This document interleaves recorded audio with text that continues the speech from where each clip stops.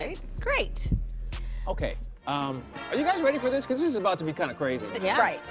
Like, this situation is crazy. And luckily, we have our good friend Craig Ashton here. Yeah. Ashton and Price. Good morning. As we have another segment Craig. called Law-Lywood, where we talk about some of the interesting legal cases, especially ones that deal with Hollywood. Right. And you have one right now that is just layers and layers and wrapped around this with Johnny Depp. Johnny There's Depp. so much happening right now. Where do you start? Well, let's see. I mean, we had the Amber Heard divorce, Yes. no prenuptial agreement, which with the amount of money that he's supposed to have had, that's not a very good idea. I feel like with most Hollywood couples, that's kind of It's almost like prerequisite. an understood thing. Yeah, you would think so. And then secondarily, there was the domestic abuse charge. Okay. So they kind of lumped their marital settlement agreement into an agreement to settle that with the community property, which he settled for $7 million, which she then donated to charity, so to her credit. Okay. So those legal issues, that just shows me that he's not super smart or paying attention. And then he's got the lawsuit against TMG, which is his management company, for $25 million.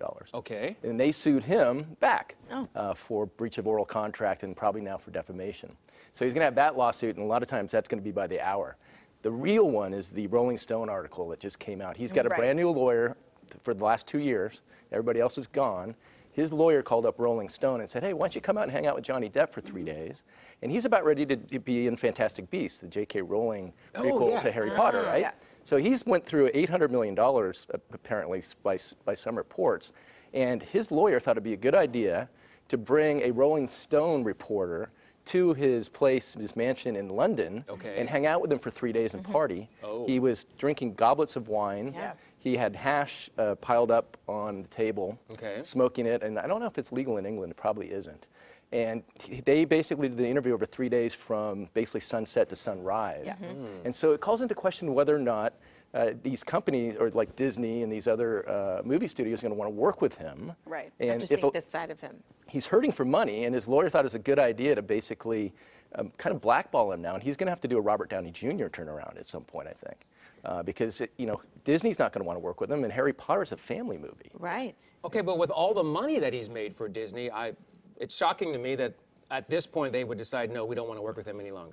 I'm not How is this interview affecting the image of Jack Sparrow and Pirates? Because it kind of plays into it. It could. He is a drunkard, and he is, So I don't understand how this. I don't understand how it Jack hurts. Sparrow is. We'll see, because he's going to be a risk in terms of insurance. Okay. And if he basically is unstable and they have to stop production, it's very expensive. Yeah. If I was his lawyer, to me, never in a million years would I do this, especially if he wants to do blockbusters. Okay. Do like Leonardo DiCaprio. I mean, those guys probably are wild too, but they don't have Rolling Stone over for 3 days. Well, and the Rolling Stone article, I mean, it's extensive. It talks about Yeah. everything. But it also talks about, I mean, he's made over $650 million, but some way, somehow, he's having issues with money. Like, how does that even... He spends more than he makes. He basically acts like a pirate. So, I mean, He is Jack Sparrow. Wow. And that amount of money, I mean, he had a management group paying his taxes late. Yeah. And then they were charging him 5%, and he was letting his sister manage his money. So, so today I'm wearing an ascot in honor of Yes. Johnny Depp. Oh, okay. All right then. We can always count on you, Swashbuckling Craig. of you. Yes. Always good to see you. Yeah, man. nice I to see you. appreciate that. Nice to see you. We'll keep our eye on it, because, Exactly. It's not even close to. No, Yeah, We're read that here article. being That done. article is mind-blowing. Yeah. All right. Thanks, Craig.